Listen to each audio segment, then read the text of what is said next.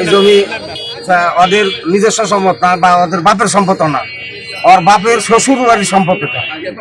ওই সম্পদ নিয়ে ওরা আইসা ওর নানির বাড়ির সম্পদ এসে ওরা ওর নানা বিক্রি করে গেছিল অন্য একজনের কাছে।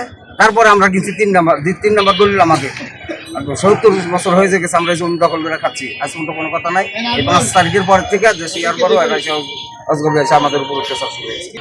প্রায় আরো 10টার দিকে ওরা অজগর আপনার এই ওদের তালা দিয়ে এটা আপনার বন্ধ করেছে। আমার এক ছোট ভাই ফুলের দোকান, ও মানে এমন অবস্থা মানে বাড়াইতে দিচ্ছে না। ওই ভাই আমাকে বাড়াইতে দেন, তাড়াতাড়ি বন্ধ করে।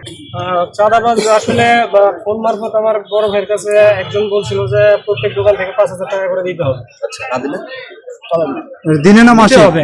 এটা দিনে প্রতিদিন না মাসে? মাসিক। কে বলছে? নাম কি? এটা মালিক ভাই বলছিল, আব্দুল মালিক ভাই, জামায়াতের ইউনিয়ন সেক্রেটারি।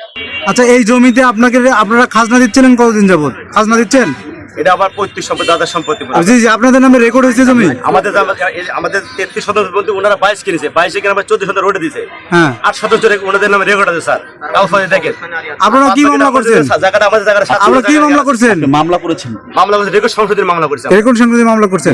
এই সংশোধনী রায় হয়েছে? ভাই, রেকর্ড সংশোধনী মামলা করে আপনার রায় হয়নি, তাহলে কি আপনি এভাবে দখল নিতে পারেন? না, আমরা দখলে আছি, রেকর্ড সংশোধনী মামলা করছি। তাহলে তালা মারছেন কেন? তালা মারছে কেন? ঠিক আছে, আমাদের ভুল হয়েছে। ঠিক আছে, ভুল হচ্ছে স্বীকার করছেন? স্বীকার করছি আমি। ঠিক আছে,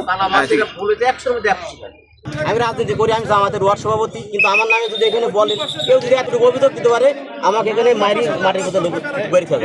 এই জমির মালিক আমার আব্বা, ওয়ারিশ সূত্রে আমরা এখানে আছি, তারপরও আমি এখানে ছিলাম না। বাবা কিভাবে মালিক? আমার আব্বা আমার তার দাদার সম্পত্তি, তার বাপের সম্পত্তি 11। আমরা তার কাছে বিক্রি করছি 22 শতক, কিন্তু এখানে 11 শতক আছে। আমাদের এক ওয়ারিশ থেকে আবার 4 শতক সিএমবি ক্রয় করেছে। বিষয়টা হচ্ছে যে থানায় তারা অভিযোগ করলেন, ইউনোর কাছে অভিযোগ হলো, মামলা রয়েছে। আপনারা কেন মামলায় গেলেন না? আপনারা কেন অভিযোগ করলেন না সেটা বলেন। আপনারা কেন গেলেন না? থানার রায় হিসাবে আমাদের গত শনিবারে বসার কথা ছিল উভয় পক্ষের। থানার রায় হিসাবে লিখিত আমার থানা কি রায় দিতে পারে? না, রায় না, আপোষনামা হিসাবে বলছে শনিবারের দিন। তারাই আগে বসার কথা, তখন না বসে তারা ইউনো ম্যাডামের কাছে তারা তো 15,000 টাকা দিয়ে, তারা কি অস্বীকার করে বলেন? এটা আমি 100 বার বলবো যে তুই তালা মারাটা, এটা যদিও আমি নাই, তারপরে এটা মারা ভুল হয়েছে। 100-র মধ্যে 100 আমি বলছি। অন্যায় হয়েছে তো? যে অন্যায় হয়েছে। নাটোর জেলার বড়াইগ্রাম উপজেলার আহমদপুর বাজারে গতকাল 28শে জুলাই সন্ধ্যায় 11টি দোকানে চাঁদাবাজির ঘটনায় জামাত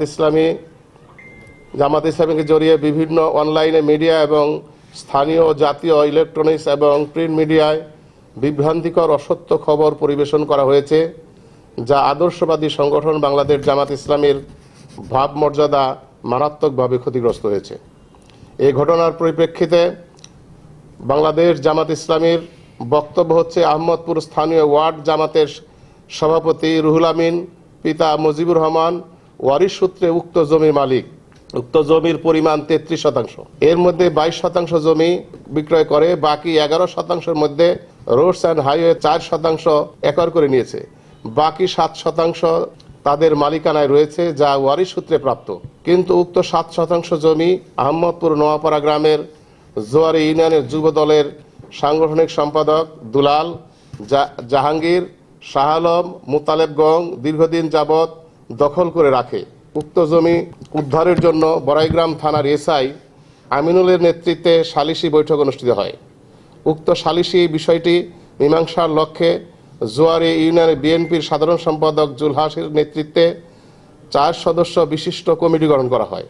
সে অনুযায়ী গত 26শে জুলাই রোজ শনিবার উক্ত জমি সার্ভের জন্য দিন ধার্য করা হয়, কিন্তু রুহুল আমিনগঞ্জ নির্ধারিত সময়ে উপস্থিত থাকলেও দুলাল, জাহাঙ্গীরগঞ্জ অনুপস্থিত থাকেন, যার ফলে বিষয়টি জটিলতা সৃষ্টি হয় এবং জামাত কর্মী রুহুল আমিনের বড় ভাই বিএনপির নেতা হায়দার আলী উক্ত জায়গায় থাকা দোকানগুলোর তালা লাগিয়ে দেয়। এখানে কোনো চাঁদাবাজির ঘটনা ঘটেনি। এটা নিতান্তই পৈতৃক সম্পত্তি উদ্ধার সংক্রান্ত বিষয় এবং নিতান্তই তাদের পারিবারিক বিষয়। এর সাথে কোনো রাজনৈতিক দল, বিশেষ করে বাংলাদেশ জামাত ইসলামীর ন্যূনতম কোনো সম্পর্ক নেই। সেটা ঠিক আছে, তালা দেওয়ার বিষয়টা হচ্ছে রুহুল আমিন যে আমাদের জামাতের কর্মী, সেও কিন্তু তালা দেয়নি। আমি ক্লিয়ার করি, না সেটা, সেই তালা দেওয়ার পক্ষে আমিও না, এবং তালা দেওয়ার পক্ষে রুহুল আমিন তালাও দেয় নাই। তালা দিয়েছেন রুহুল আমিনের ভাই হায়দার, সে বিএনপির স্থানীয় নেতা।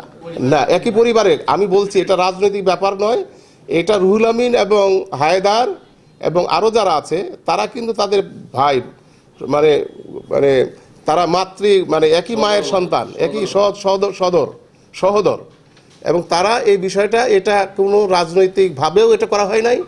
এটি তাদের পৈতৃক সম্পত্তি উদ্ধারের একটা চেষ্টা। তাদের পলিসিটা তালা দেওয়াটা ভুল হতে পারে।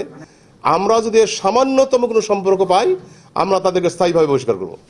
এবং আমি এ পর্যন্ত যতটুকু জানি, তারা এই তালা দেওয়ার সাথে, চাঁদাবাজির সাথে তারা জড়িত না।